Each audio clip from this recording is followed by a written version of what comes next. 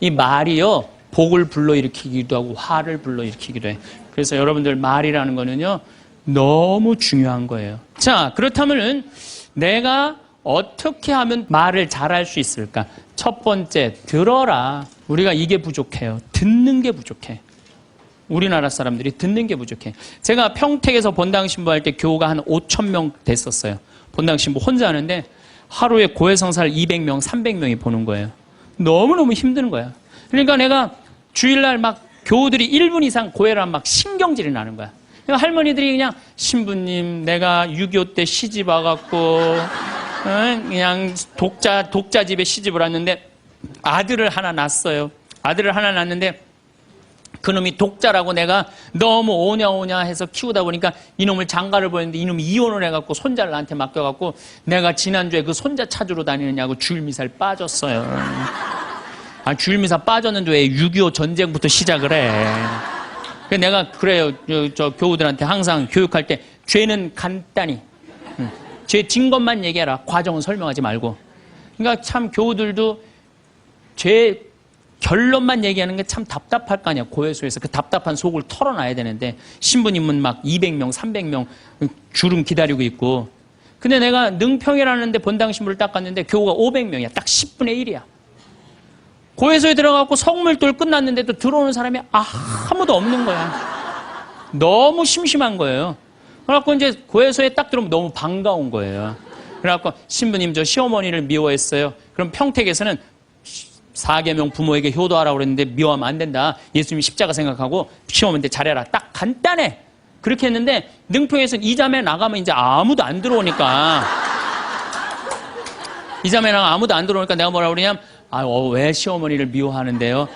뭐 내가 시집을 왔더니 그냥 손자하고 그냥 고모하고 그냥 남편만 하고 나는 그냥 친정에도 못 가게 하고 그러면 안 되지. 그 시어머니 며느리한테 밥 얻어먹으면서 그러면은 그 자매가 신이 나는 거지. 신이 그것뿐만 아니라 내가 혼수살림 얼마나 구박을 많이 받았는지 몰라요. 그러면은 내가 이제 정말 늙으면 그거 정말 다 그래. 하여튼 자매님 참 그런 집에서 힘들게 산다. 그러면 막 눈물 콧물 흘려가면서 그러면서 자매가 신부님 이렇게 시어머니 욕해도 되느냐고 걱정하지 말라고. 여긴 비밀이 지켜지는 데니까 걱정하지 말라고. 한 20분 정도 막 시컷 시어머니 욕하면은요. 대부분의 며느리들이 뭐라고 그러냐면 신부님 꼭 시어머니가 있어서 불편한 것만은 아니에요. 시어머니가 애도 봐주고 반찬도 이런 거 저런 거 해줄 때는 나 너무너무 좋아요. 그런 것도 있어요. 예. 신부님 이번 사순절을 맞이해서 내가 우리 성가정 만들려니까 내가 시어머니한테 내가 잘할게요. 뭐 잘하면 좋죠. 반찬도 맛있게 하고 한 번 더 웃으면서 얘기할게. 훌륭하십니다. 나는 한 게 아무것도 없어. 그러느냐고. 그러면 자기가 고해하고 자기가 훈화하고 자기가 보속하고 자기 결심까지 다 하기가 나가.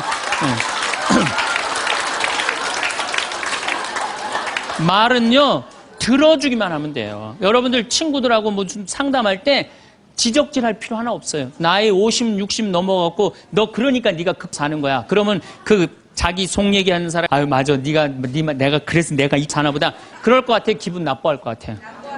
당연히 기분 나빠하죠. 당연히. 우리 집에 많은 그 중고등학교 학교 다니기 싫어하는 애들을 데리고 와요. 요즘 내가 바빠서 거의 상담을 못 하는데 데리고 오면은 얘가 학교를 안 간다는 거예요. 중학교 2학년, 3학년 애가 학교를 관두겠다는 거예요. 그러면 내가 많은 경우 상담을 하면은 거의 90%는 그랬던 것 같아요.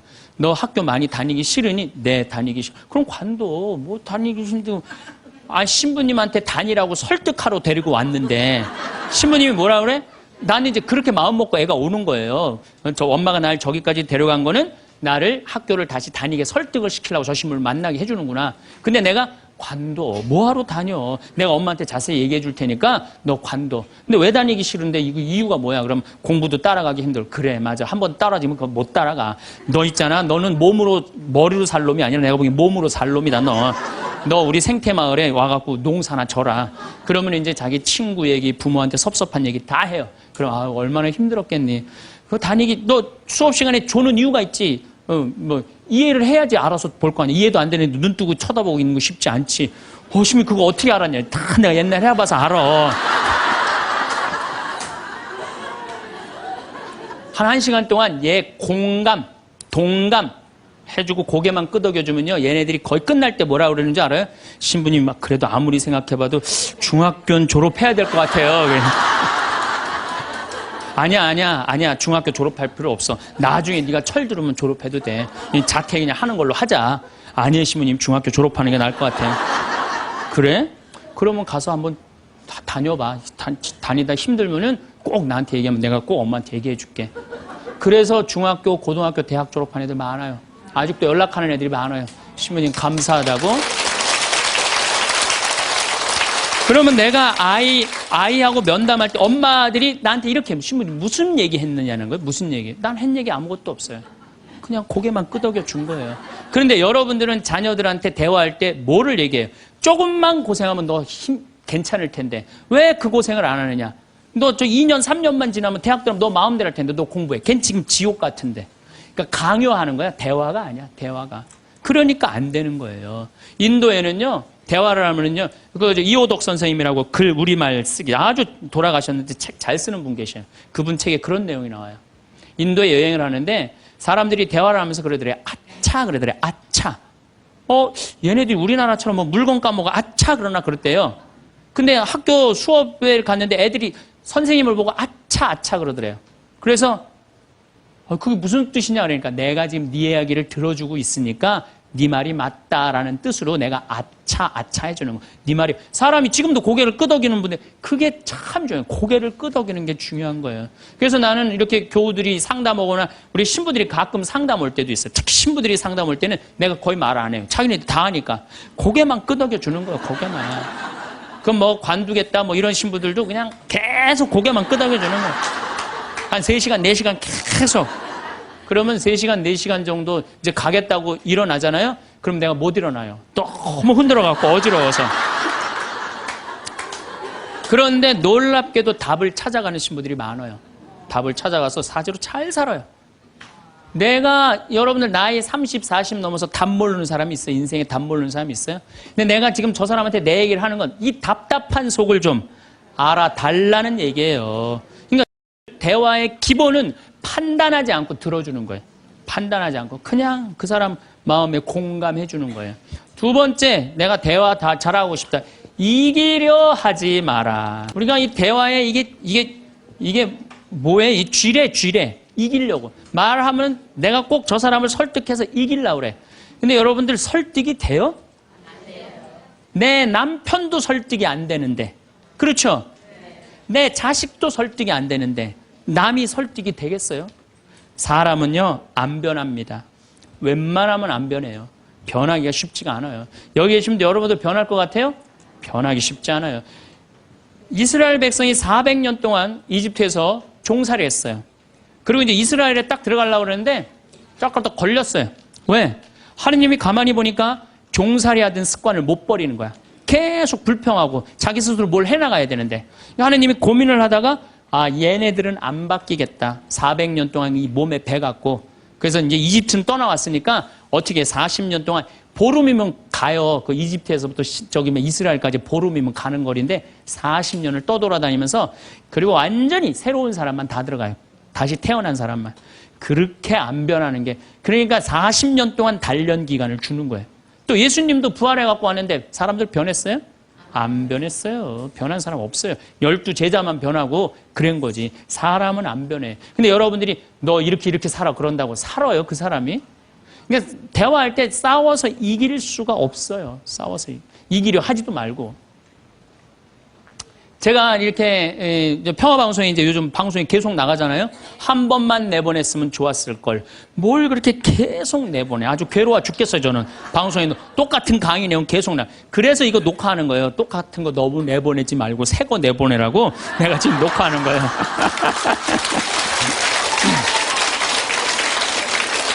그런데 우리 PD님이 나한테 그러는 거예요. 신부님 시청률이 1위라는 거예요. 정말 기분이 좋더라고요. 그리고 이제 평화방송 다시 보기에도 보면은 댓글이 고맙다 막 쫙 올라와 있어요. 자긴 종교가 다른데도 내 걸 본대요. 그런 분들도 많아. 그런데 딱 한 사람이 천주교 성직자 맞음 이렇게 썼어요. 성직자 맞음 이렇게 써서 기분 굉장히 나쁘게. 왜? 내가 행복농 강의하면서 평화방송 다시 보기라면 1,000원을 내야 돼요. 1,000원을 받으면서 내가 행복론 강의하니까 너 가증스럽다 이거야. 너 성직자 맞냐 이거야. 천주교 신부 맞느냐 이거예요. 그러니까 네가 진짜 행복론 강의 제대로 하려면 받지 말아라 이거예요. 근데 나는 안 받아요. 평화방송이 받는 거지 나는 안 받아요. 나 거기서 받아갖고 평화방송에 나 돈 한 푼도 안 줘요. 그리고 300K로 보면 무료로 볼 수 있어요 또. 그 사람은 내가 싫은 거야. 내가 그냥 본질적으로 싫은 거야 내가.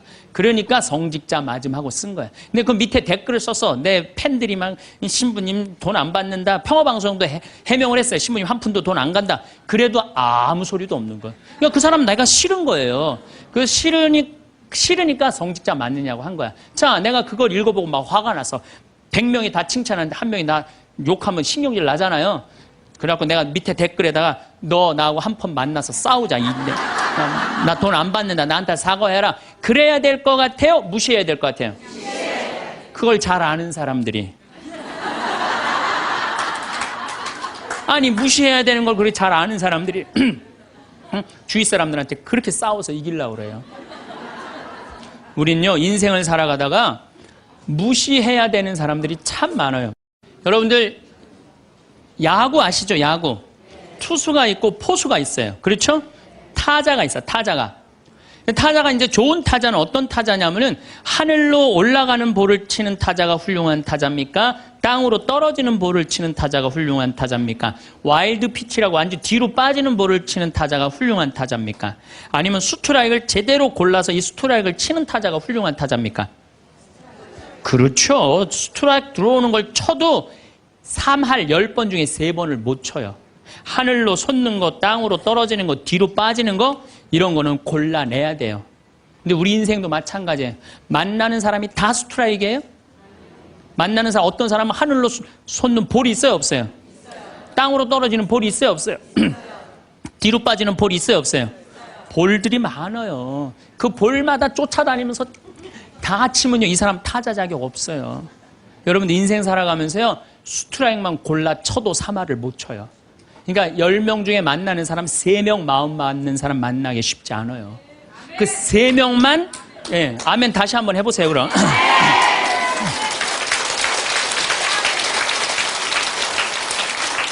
그 3명하고만 잘 사귀어도 여러분들 행복해요. 근데 그 7명 때문에 마음 뺏길 필요가 없다는 거예요. 그래서 여러분들 가만히 생각하면 성당에 보면 볼 많아요.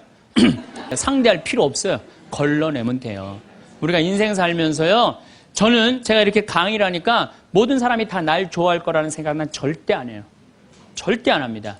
왜냐하면 내 강의를 듣는데 내 강의 싫어하는 사람들이 있어요. 그리고 그 사람들 자유예요. 얼마든지 싫어할 수 있어요. 내가 그 사람들 무시하는 것도 내 자유예요. 근데 그 사람들은 머리 드밀고 싸우고 이렇게 사느니 죽는 게 낫다. 뭐하러 그래? 나 사랑하는 사람이 훨씬 많은데. 그럼 내가 사랑하는 사람한테 마음을 뺏겨야 될 것 같아요? 염장 지르는 사람한테 마음 뺏겨야 될 것 같아요? 어느 누구한테 마음 뺏겨야 돼? 사랑하는 사람한테. 여러분들도 마찬가지라는 거예요. 그러니까 오늘 이렇게 생각해서 내 볼이 누군가 그 사람한테 내가 마음을 빼앗기고 시간을 빼앗고 열정을 빼앗긴다면 여러분들은 타자 자격 없고 인생 살 자격 없는 거예요. 그건 걸러내야 돼요. 이기려 하지 마세요. 골라내시면 돼요.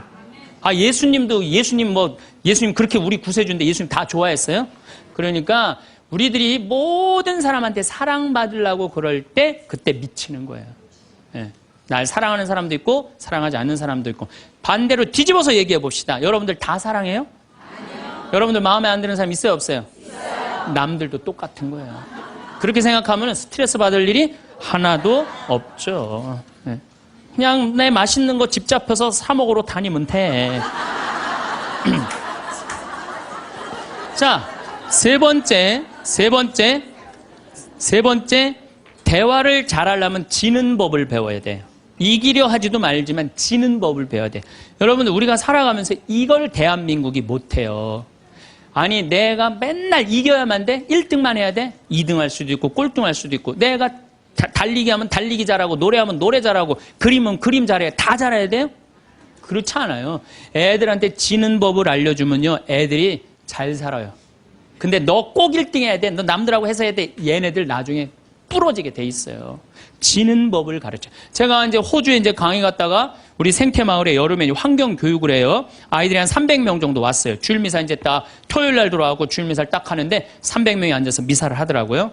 근데 미사를 하는데 우리 생태마을은 여름에 더우니까 우리가 아이스크림을 직접 만들어서 판매를 해요. 애들. 그러니까 애들이 이제 뭐 아이스크림 사 먹는 재미로 그냥 왔다 갔다 하잖아요. 근데 이제 이 300명이 주일날인데도 불구하고 아이스크림 사 먹느냐고 돈을 다 써버린 거야. 주일날 미사를 하는데 헌금을 하는데 헌금을 안 하는 거예요. 300명이 전부 다 헌금 봉투를 다 패스를 하는 거예요. 그런데 원주교구 구곡성당 아이들이랑 대구교구 무슨 산지성당, 성지성당인가 두 성당 50명만 헌금을 다 하는 거예요. 얘네들은 헌금을 남겨둔 거죠. 남겨두고 헌금을 계속 하더라고요. 나는 이렇게 앉아서 보는데 걔네들이 너무 예쁜 거예요. 그 먹고 싶은 아이스크림을 안 먹고 헌금을 하니 얼마나 예뻐요. 하느님 생각을 가만히 해봐서 하느님이 쟤네들이 얼마나 예쁠까 감사하다고 헌금을 바치니. 그래서 내가 이제 공지사항 때 너희들은 아이스크림도 안 사 먹고 이렇게 헌금을 하니 너무 기특하다. 너희들 신부님이 아이스크림 교환권 2,000원이거든요. 이거 하나씩 다 선물로 줄게. 다 선물로 줬어요. 선물로 줬는데 250명이 뭐라 그러냐면 이러는 거예요. 자기네들은 못 받는다 이거야. 얘네들은 헌금을 해갖고 내가 선물로 주고 싶었는데 250명은 싫은 거예요. 근데 제가요 신부 생활 20년 하면서 뭐 성당에서 뭐 프로그램 할 때 상 줄 때요 박수 치는 경우를 본 적이 없어요. 전부 애들이 다 그래요. 내가 1등 아니면 다 싫은 거예요. 그러니까 지는 법을 안 가르치는 거죠. 축하해 줄 일 아니에요? 쟤네들 헌금 내갖고 저렇게 좋은 선물을 받는구나. 박수 쳐줄 일 아니에요? 그래갖고 내가 열받아갖고 생명을 살리는 말씀, 내 CD죠. 15,000원짜리. 이번 확 뛰었어. 15,000원짜리. 이거 니네들 엄마한테 다 갖다 줘, 엄마, 아빠한테. 뭐라고 갖다 주냐면 내가 헌금 냈더니 신부님이 선물 줘서 엄마, 아빠한테 갖다 주라 그래요. 이 집은 뭐가 되는 집이야, 이 집들은. 그랬는데 못 받는 애들이 더 크게 그러더라고요. 그래서 내가 한마디 했어. 니네들은 하느님한테 바치는 거 아무것도 없이 그냥 받으려고 그래? 얘네들은 먹고 싶은 거 안 사 먹고 바친 거야. 남이 잘 되는 꼴을 못 봐요. 우리나라 지금 분위기가 그래요. 난 요즘 정말 가슴 아파. 머리 꼭대기부터 지는 법을 못 봐요. 받아들이질 못해. 그러니까 머리 꼭대기부터 밑에까지 지는 법을 안 가르치니까 우리 사회가 무슨 뭐 타협이 없어요. 한 발 양보하는 게 없어. 그래서 대화가 말이 안 통하는 거예요. 지는 법을 안 가르치니까.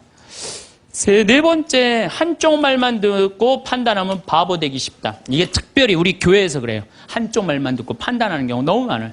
그렇죠? 내가 막 신부 됐을 때 우리 자매들이 신부님 나는 남편이 술 먹고 빚지고 너무너무 불쌍하더라고요.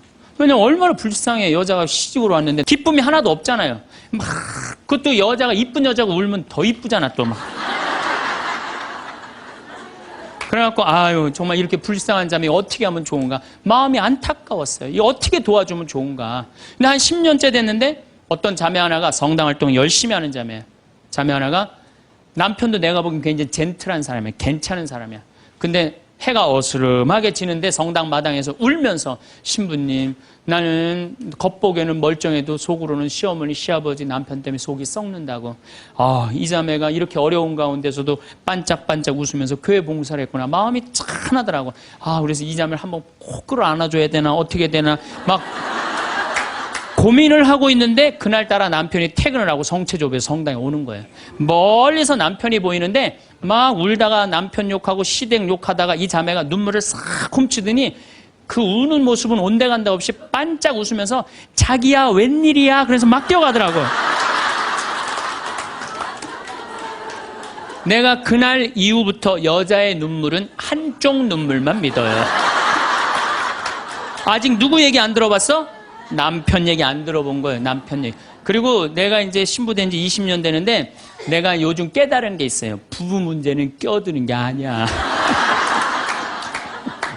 부부 문제 누구만 알아?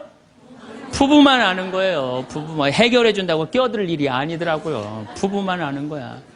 여러분들 성당에서도 마찬가지예요. 성당에서도 되게 소문을 한쪽만 들어요. 신부님이 맨날 어떤 여자랑 맨날 밥 먹으러 놀러 다닌다. 어떤 자매가 얘기했어. 그 자매는 그 신부님하고 친하고 싶은 자매야. 근데 그게 안 되니까 욕을 하는 거지. 그 내가 들었어. 야, 신부님이 정말 그래? 그 자매랑 정말 친해? 나 신부님 그렇게 안 봤는데 이 바보 판단하는 거예요. 자, 여러분들 내가 이 자매한테 그 얘기를 들었으면 신부님한테 찾아가세요. 찾아가고 물어보세요. 신부님 그 자매랑 지금 친하게 맨날 밥 먹으러 다닌다는데 맞느냐고. 자, 그렇게 확인할 용기 있으세요, 여러분들? 그럼 판단하지 마세요. 가서 확인할 길이 없으면 어떻게 해야 돼? 판단하지 말아야 돼. 그리고 내가 그 정말 신부님, 수녀님 비밀 들었어. 내가 지금 입이 근질근질해. 내가 꼭 얘기하고 싶어. 얘기하세요. 하는데 누구한테 얘기해야 되면 걔한테 얘기하세요.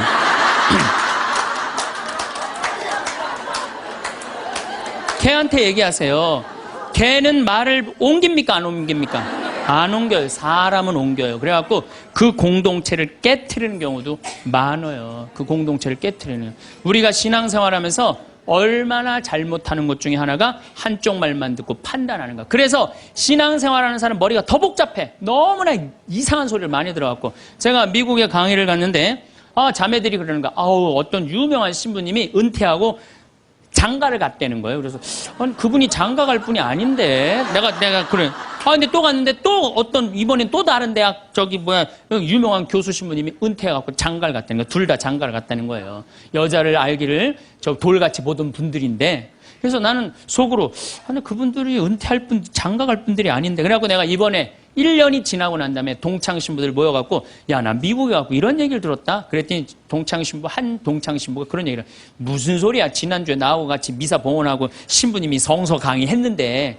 그러니까 멀쩡하게 성서 강의하는 신부님이 미국에서는 지금 관도하고 장가가 있어 지금. 우리가 얼마나 신앙생활하면서 이 잘못된 소문에 우리 영혼이 망가지는지 몰라요.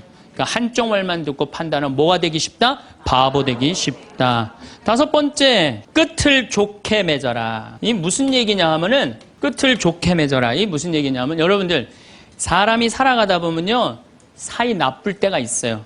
친한 친구인데 결국은 재산 문제 때문에 법원까지 가갖고 법원에서 재산 주고받고 이게 끝났어.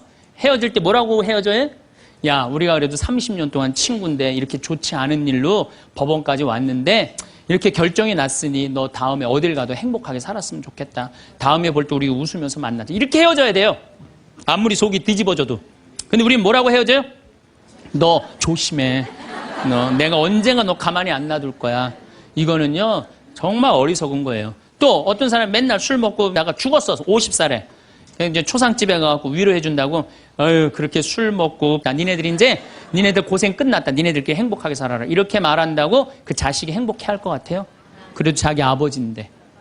이렇게 말해야 돼요. 그래도 네 아버지가 이 시대의 풍류를 알던 사람인데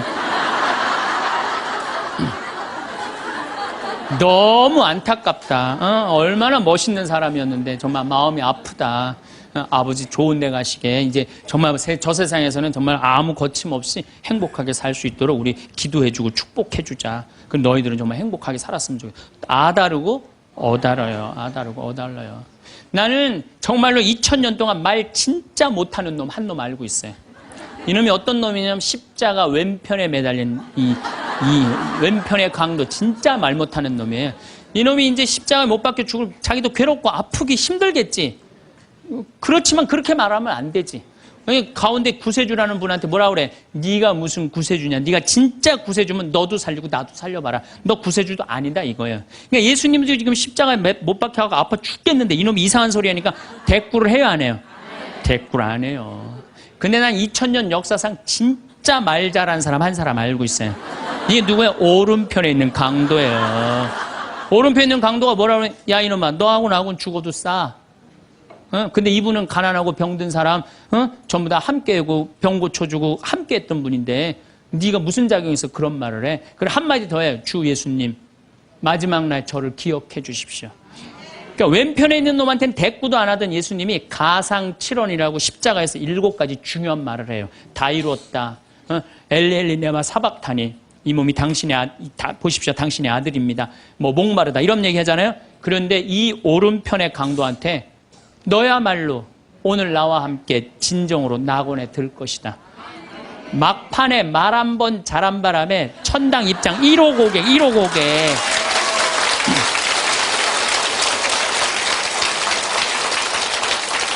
여러분들 우리가 사람이라는 것이요 이 말이요 복을 불러일으키기도 하고 화를 불러일으키기도 해요. 구원까지 결정될 수 있는 게 말이에요. 그래서 나는 이 기가 막힌 말을 어떻게 쓰고 있느냐. 제가 성서 한 구절 좀 읽어 드리겠습니다. 자세히 알아보기 전에 꾸짖지 마라. 먼저 생각해보고 나서 질책하여라. 듣기 전에 대답하지 말고 남이 말하는 도중에 끼어들지 마라. 너와 상관없는 일로 다투지 말고 죄인들이 시비를 가릴 때 자리를 함께 하지 마라.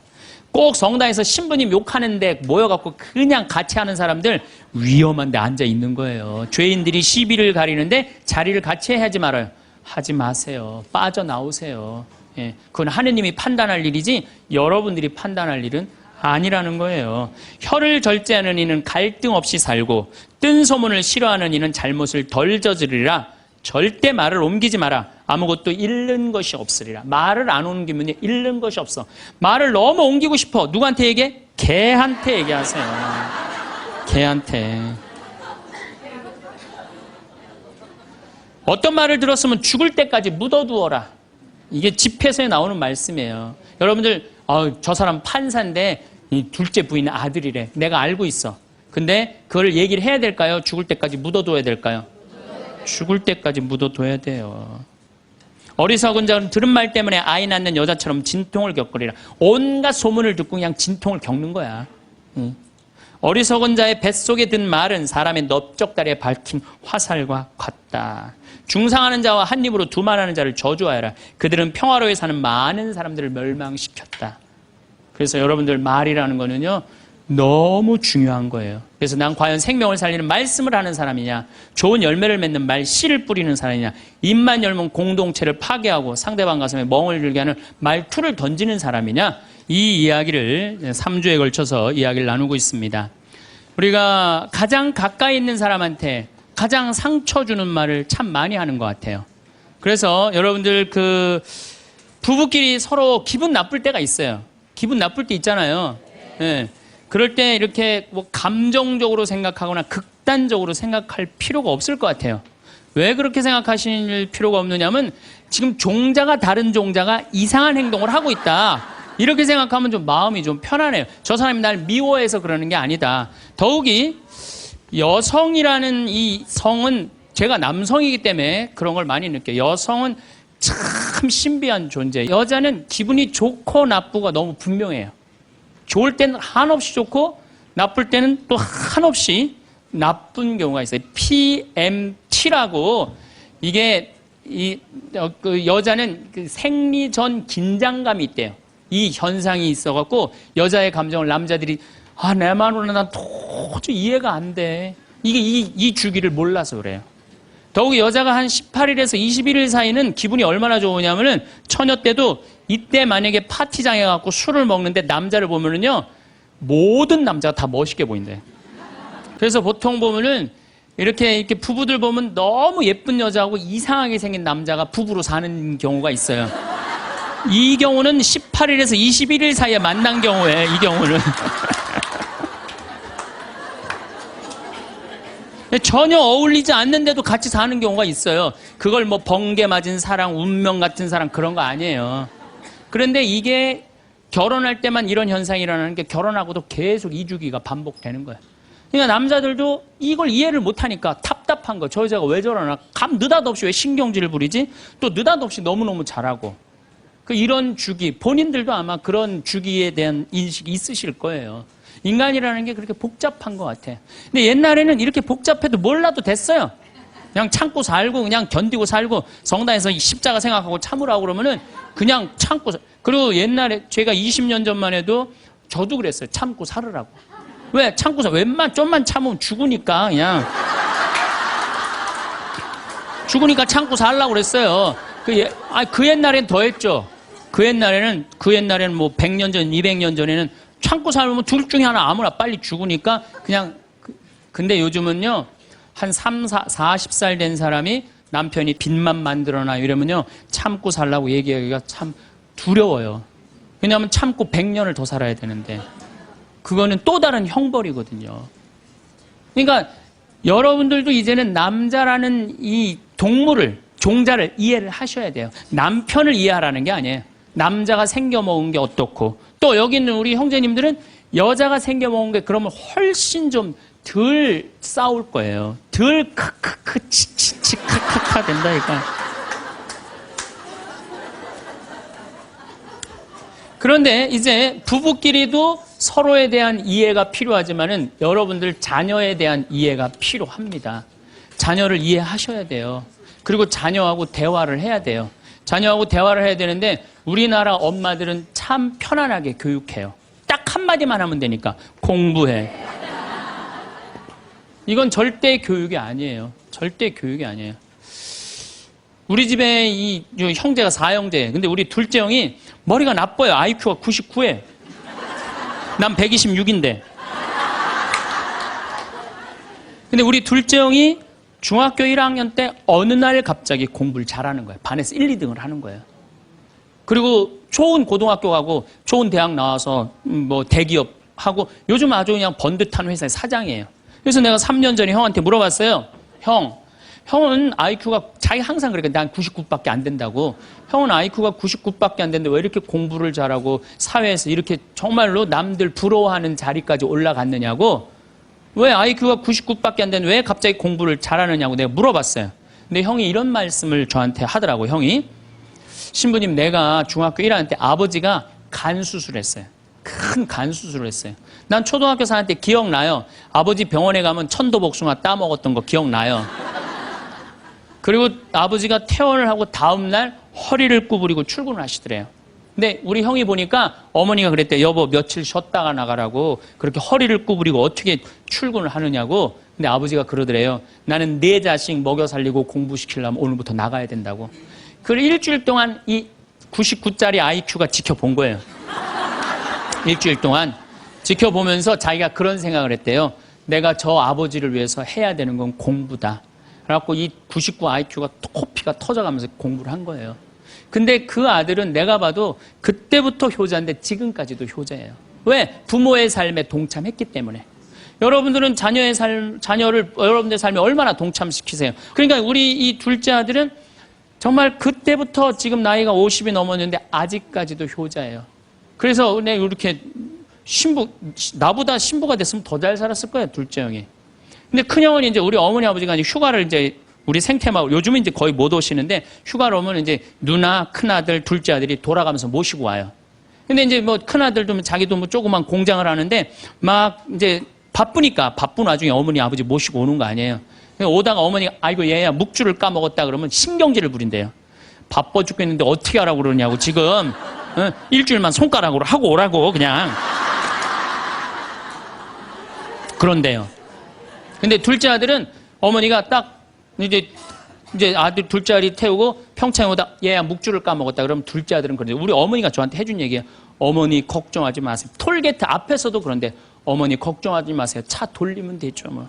그리고 그 차를 돌려갖고 30분 동안 집에 가서 그 묵주를 찾아서 모셔다 드린다는 거예요. 그러니까 부모가 불편한 게 싫은 거야. 왜? 이 자식은 중학교 1학년 때부터 누구의 삶에 동참한 거야? 부모의 삶에 동참한 거야. 여러분들은 자녀들을 언제부터 삶에 동참시켰어요? 부모가 속이 썩는지 아빠가 힘든지 고통스러운지 그런 건 하나도 얘기 안 하잖아요. 그리고 너는 뭐만 하면 돼? 공부만 하면 되는 거야. 근데 우리는 자녀들한테 공부하라는 왜 공부해야 되는지 인생에 대한 철학, 삶의 진리 이런 얘기 전혀 하지 않아요. 그냥 무조건 공부하라. 무조건 공부하라 그래. 그러니까 애들이 왜 공부해야 되는지도 모르고 부모가 하라고 그러니까 지겨워도 하는 거예요. 그러니까 부모가 지겨운 거예요. 부모가 지겹고 부모하고 말을 섞기 싫고. 여러분들 맨날 초등학교 이제 한 5학년만 되면은 남편이 맨날 술 먹고 들어와. 남편이 요즘 경기가 안 좋아갖고 400만 원을 벌어야 되는데 150만 원밖에 못 벌어. 400만 원을 벌었는데 150만 원밖에 못 벌어. 그래갖고 남편이 걱정이 돼갖고 맨날 술을 먹고 들어와요. 그러면은 엄마가 한다는 소리가 그래요. 지겨워 죽겠어. 뭐하러 나하고 결혼했어. 술하고 결혼하지. 내가 이혼을 하든가 말든가 해야지. 아빠는 맨날 술 먹고 들어오고. 초등학교 5학년만 되면은 여자의 초등학교 5학년 애들 눈치가 빨라요. 아, 우리 집이 지금 심각하구나. 엄마 아빠가 곧 이혼하면 나는 엄마하고 살아야 될까 아빠하고 살아야 될까 고민해요. 아빠가 밤 10시에 술이 취해갖고 들어왔어. 그래도 딸이라고 아빠 들어왔냐고. 아빠 오셨어요? 아빠가 한다는 소리가 우리 딸 이리 와. 아빠가 안아줄게. 걱정하지 말고 넌 들어가서 공부해. 이 아빠가 다 알아서 할게. 아니, 엄마는 이혼한다는데 뭘 다 알아서 한다는 거야. 근데 엄마는 지겨워 죽겠어. 내가 이혼하든지 말든지 이런 소리 하면요. 얘는 마음 잡고 공부 못 합니다. 공부하란다고 공부하는 게 아니거든요. 정말 지혜로운 엄마는 어떤 엄마인 줄 알아요? 남편 술 취해갖고 들어오면은 방에다 뉘어놓고 근심 어린 얼굴로 쳐다보는 초등학교 5학년 딸아, 아빠가 맨날 술 먹고 들어오니까 걱정되지? 엄마 나 걱정돼. 아빠가 왜 저래 조금? 사실은 아빠가 요즘 경제가 좀 어렵잖니. 너도 알다시피 지금 유럽의 그리스 사태 터졌잖아. 석유값이 자꾸 올라가고 있어. 그리고 미국은 리먼 브라더스 경제 위기가 왔잖아. 이렇게 어려운 경제 위기가 와서 아빠가 한 달에 400을 벌어야 되는데 150밖에 못 벌어. 근데 너도 알다시피 우리 핸드폰 네 식구 쓰면은 20만 원이야. 그 다음 전기세 10만 원이야. 그 다음에 아빠 차 운행하고 우리 버스 타고 전철 타고 다니는 거 30만 원이야. 우리가 라면만 먹고 살아도 60만 원이야. 네 학원비, 동생 학원비 50만 원 들어가. 그러고 난 다음에 우리 아파트 부금 100만 원 들어가. 한 달에 최소한 250은 있어야 되는데 150밖에 6개월 동안 아빠가 지금 이렇게 우리 집이 마이너스야. 그래서 아빠가 저렇게 근심 걱정이 돼서 저렇게 술을 먹고 들어오니 네가 좀 이해를 해줬으면 좋겠다. 이렇게 말하면요, 얘는 방에 들어가서 고민해요. 우리 집을 위해서 내가 도대체 뭘 해야 될까 고민해요. 그런데 우리는 자녀들한테 이런 얘기 일체하지 않아요. 일체하지 않고 너는 들어가서 뭐 하라고 그래? 공부하라고 그래. 그러니까 애들이 공부를 왜 해야 되는지 모르잖아요.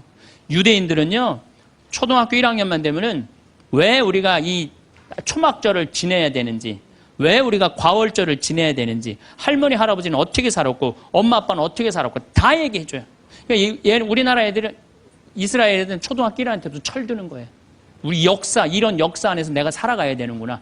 제가 지난 3월 달에 내가 이제 다음 겨울에 저기 12월 달에 그 강의를 이제 말씀을 드릴 거예요. 3월 달에 이스라엘에 초청을 받아서 갔다 왔어요. 근데 마침 내가 그 사막 체험을 했는데 그때 이스라엘의 영재 아이들이 거기 왔었어요. 천재 아이들이죠. 근데 이스라엘은 고등학교 3학년 18살만 되면요, 무조건 군대 가야 돼요. 3년. 남자고 여자고 다 3년. 근데 걔네들이 전부 다 의대 합격한 애, 공군사관학교 합격한 애, 다 그런 애들이야. 그래서 내가 물어봤어요. 니네들은 18살만 되면은 군대를 간다는데 너희들 정말 군대 가고 싶느냐? 내가 물어봤는데 걔네 눈빛이 반짝반짝 거리면서 나는 이 나라를 위해서 가겠다는 거예요. 그리고 그냥 가는 것도 아니고 반드시 가고 그냥 기쁘게 가겠다는 거예요. 얘네들은 역사, 의식, 가정의식 다 있는 거야. 그러니까 우리나라 애들은 20년 동안 역사 얘기도 안 듣고 사람 살아가는 도리 얘기도 안 듣고 무조건 뭐만 하라고 그래? 공부만 하라고 그래. 작년 3월 13일 날 고등학교 3학년 남자아이가 얘가 전국 4천등 하는 아이였대요. 모의고사에. 전국. 근데 엄마는 전국 1등 하라고 그래. 전국 1등. 나는 전교 1등은 들어봤어도 전국 1등은 처음 들어봤어요. 전국. 자식한테 전국 1등을 하라고 강요한 엄마는 처음 들어봤어요. 근데 얘는 전국 4천등이면요, 서울대 들어가요. 왜냐면 1년에 서울대 4,000명 정도 뽑거든요. 4,000명 정도 뽑으면 뭐 카이스트, 경찰대 뭐 이런 데 다 빠지면은요, 서울대 들어가고도 남아요. 그런데 얘는 전국 63등으로 고친 거야. 63등인지 62등인지. 내가 고등학교 때 반에서 받은 등수야, 이거야, 고등학교. 제가 얼마 전에 내 친구의 친구가 세상을 떠났어요. 근데 그 세상 떠난 사람 여자야. 근데 고등학교 2학년 딸이 있고 대학교 1학년 아들이 하나 있는 거야. 그런데 이 엄마가 딸을 깨워야지 딸은 일어나서 학교를 가는 거예요. 근데 10시가 됐는데 엄마가 안 깨운 거야. 엄마가 왜 나를 안 깨웠지? 10시가 됐는데 부엌에 가보는 게 죽은 거예요. 죽었는데 아들이 이제 올라왔죠. 지방대학 다니면서. 아들이 올라왔는데 아들이 장례 때 하나 울질 않더래요. 우리 친구가 가서 보니까. 그리고 그냥 슬퍼하질 않더래요. 그런데 장례하는 날 아빠한테 그러더래요. 아빠, 나 내일 MT가 있는데 나 그거 꼭 가고 싶은데 나 어떻게 하면 좋으냐고. 나 내일 MT 가게 해달라고 그러더래요. 철이 안 들은 거죠. 그런데 여러분들, 얘가 철이 왜 없을까요? 누가 이렇게 철없이 키웠을까요? 부모가 철없이 키운 거예요. 뭐 하라고 그런 거야? 공부하라고 그러는 말 외에는 한 얘기가 없는 거예요. 공부하라는 얘기. 어제 내가 평창에서 강의를 했는데 할머니 한 분이 평생 한 번도 그런 얘기 안 했대, 자식한테. 먹여주고 재워주는 거 외에는 한 게 없다는 거예요. 여러분들, 개는요, 10마디 알아듣는데요. 기다려, 앉아, 손, 엎드려 이 정도 알아듣는데요. 그리고 원숭이는 한 30마디 알아듣는데 자기네들끼리도. 사람은 적어도 하루 한 집에서 살면서 10,000마디는 해야 된대요. 근데 우리가 자녀들한테 무슨 얘기해? 일어나, 밥 먹어, 학교 가, 숙제, 공부해, 시험은 10마디 정도밖에 안 한 거야. 20년 동안.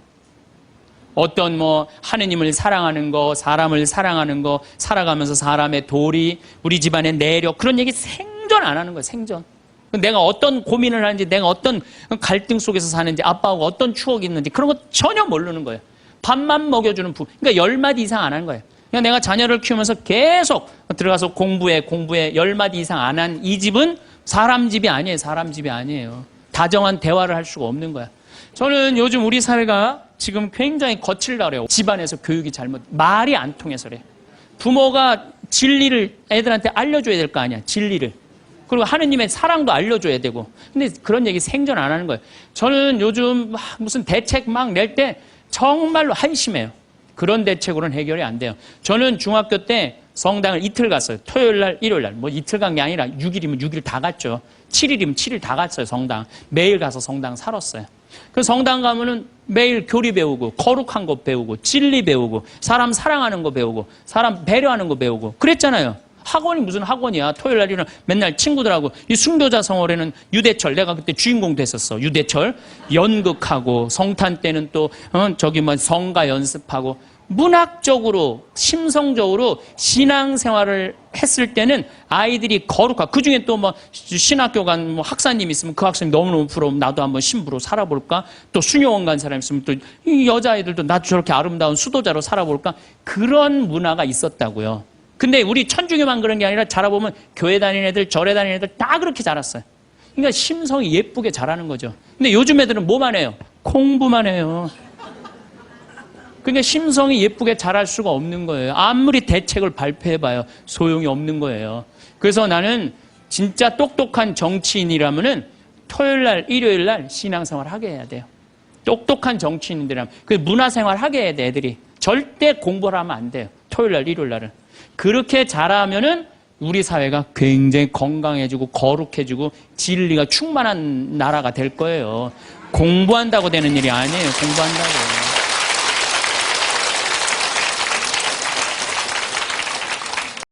대화를 잘한다는 것이 무엇인지 우리는 오랫동안 잘못 이해해왔는지도 모릅니다. 말을 유창하게 하는 사람, 논리 정연하게 자신의 주장을 펼치는 사람, 어떤 상황에서도 막힘없이 이야기를 이어가는 사람, 그런 사람을 보며 저절로 감탄하게 되지만 사실 가장 깊은 대화는 그런 방식으로 이루어지지 않습니다. 진정한 대화는 말의 양이나 속도가 아니라 상대의 말을 얼마나 온전히 받아들일 수 있느냐에서 비롯됩니다. 그리고 그 받아들임의 핵심에는 판단하지 않는 태도가 자리하고 있습니다. 누군가의 이야기를 들을 때 우리는 자신도 모르게 마음속에서 끊임없이 무언가를 재고 있습니다. 저 말이 맞는 말인지, 내 생각과 얼마나 다른지, 저 사람이 왜 저런 선택을 했는지. 그 평가의 움직임은 너무나 빠르고 자연스러워서 우리는 그것이 판단인 줄도 모른 채 이미 상대를 어느 틀 안에 가두어 버립니다. 그 순간부터 우리는 더 이상 상대의 말을 듣는 것이 아니라 우리가 만들어 놓은 틀에 맞추어 상대를 해석하기 시작합니다. 대화는 겉으로는 이어지는 것처럼 보이지만 실제로는 이미 닫혀버린 셈입니다. 판단을 내려놓는다는 것은 상대의 모든 말에 동의하거나 그냥 받아들인다는 뜻이 아닙니다. 그것은 훨씬 더 섬세하고 따뜻한 일입니다. 상대가 지금 이 순간 느끼는 감정과 생각을 옳고 그름의 잣대 없이 그 자체로 존중하는 것입니다. 그 사람이 왜 그렇게 느끼는지, 왜 그런 생각을 갖게 되었는지를 먼저 헤아리려는 마음, 그 마음이 있을 때 비로소 상대는 자신이 온전히 받아들여지고 있다는 것을 느끼고 그때서야 진짜 이야기를 꺼내기 시작합니다. 사람은 판단받지 않는다고 느낄 때 비로소 마음을 엽니다. 판단을 내려놓는 일은 사실 쉽지 않습니다. 우리는 살아오면서 수많은 기준들을 쌓아왔고 그 기준들은 우리가 세상을 이해하는 방식이 되어버렸습니다. 옳고 그름을 가리는 것, 좋고 나쁨을 구분하는 것, 맞고 틀림을 판별하는 것. 이런 기준들이 삶을 살아가는 데 필요한 것도 사실입니다. 그러나 그 기준을 사람과의 대화에 그대로 가져오면 관계는 어느 순간 법정처럼 변해버립니다. 상대는 내 앞에서 자신의 선택을 변호해야 하는 사람이 되고 나는 어느새 그것을 심판하는 자리에 앉아 있게 됩니다. 그런 대화에서 진심이 오갈 수 있을까요? 그런 관계가 오래 따뜻할 수 있을까요? 경청이란 단순히 귀를 기울이는 행위가 아닙니다. 그것은 상대의 존재를 있는 그대로 인정하는 태도이며 말 너머에 있는 감정과 맥락까지 함께 받아들이는 깊은 행위입니다. 말이 없어도 전달되는 것들이 있습니다. 눈빛, 침묵, 약간의 망설임, 그리고 끝맺지 못한 문장들. 그 모든 것이 사실은 말보다 더 많은 것을 담고 있습니다. 그것을 놓치지 않으려면 우리의 마음이 먼저 조용해져야 합니다. 판단의 소음을 잠재울 때 상대의 진심이 들려옵니다. 진심으로 들어주는 사람 곁에서는 말하는 사람 스스로도 자신의 생각이 정리되는 경험을 하게 됩니다. 무언가를 잘 설명해 주어서가 아니라 그저 온전히 들어주었기 때문에 판단받지 않는 공간에서 사람은 스스로 자신의 내면을 탐색하고 스스로 답을 찾아가기 시작합니다. 그것이 경청이 가진 조용하지만 강한 힘입니다. 아무 말도 하지 않았는데 상대가 고맙다고 느끼는 순간이 있다면 그것은 여러분이 그 사람에게 온전한 공간이 되어 주었다는 뜻입니다. 관계에서 우리가 빠지기 쉬운 또 다른 함정은 설득하려는 마음입니다. 내 생각이 맞으니 상대도 결국 그렇게 생각하게 만들고 싶다는 욕구. 그것은 사실 선한 의도에서 출발할 때도 많습니다. 상대가 더 나은 선택을 하길 바라는 마음, 오해가 풀리길 바라는 마음, 함께 같은 곳을 바라보길 바라는 마음. 그러나 그 설득의 과정이 지나쳐 이기려는 태도로 변하는 순간 관계는 조용히 균열을 일으키기 시작합니다. 사람은 쉽게 바뀌지 않습니다. 이것은 냉소가 아니라 인간에 대한 깊은 이해입니다. 각자의 삶을 통해 쌓아온 생각과 가치관은 그 사람 자체의 일부이기 때문에 몇 마디 말로 그것이 뒤집히리라 기대하는 것은 어쩌면 처음부터 무리한 바람이었을지도 모릅니다.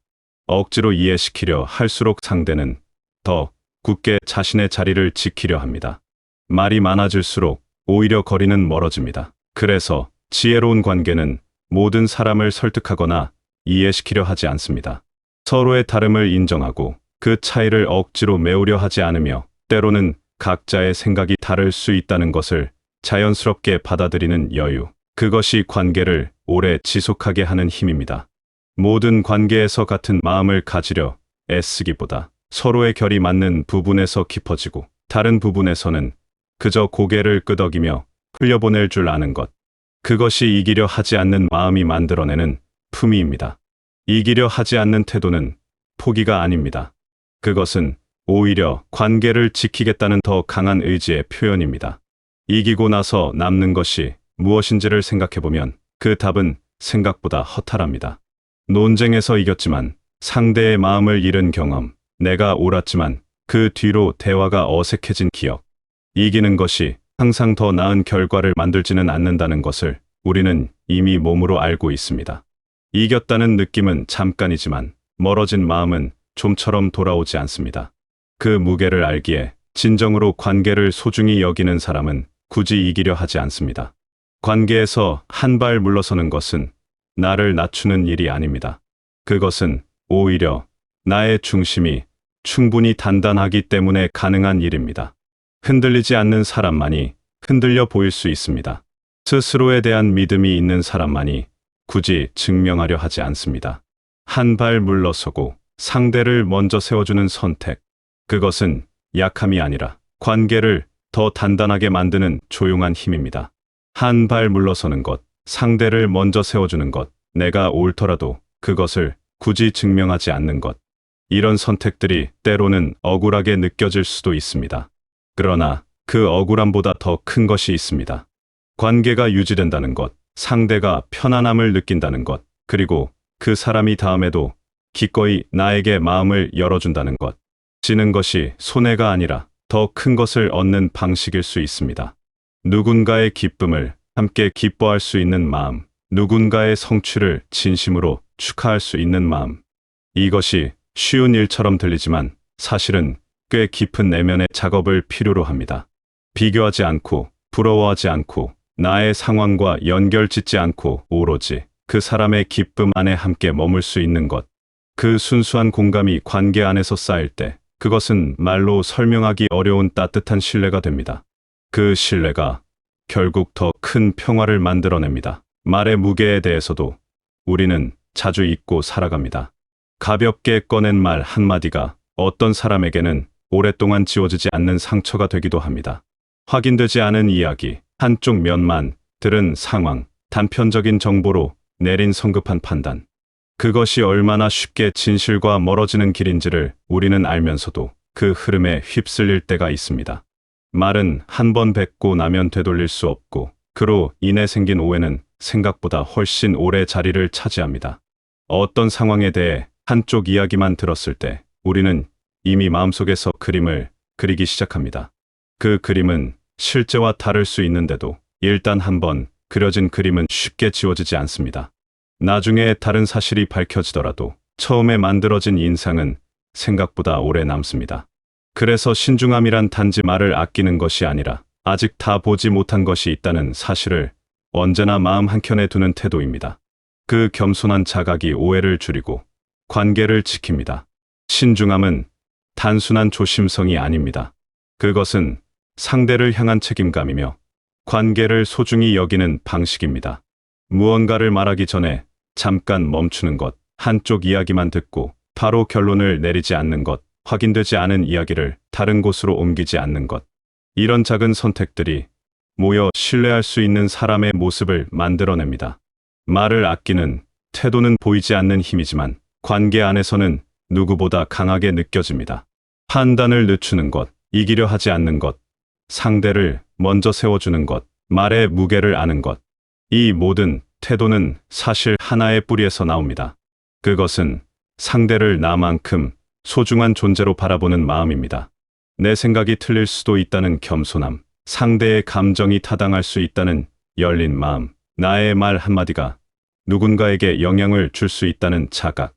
이 세 가지가 함께 있을 때 우리는 비로소 진정으로 누군가와 연결될 수 있습니다. 관계는 화려한 말로 이어지지 않습니다.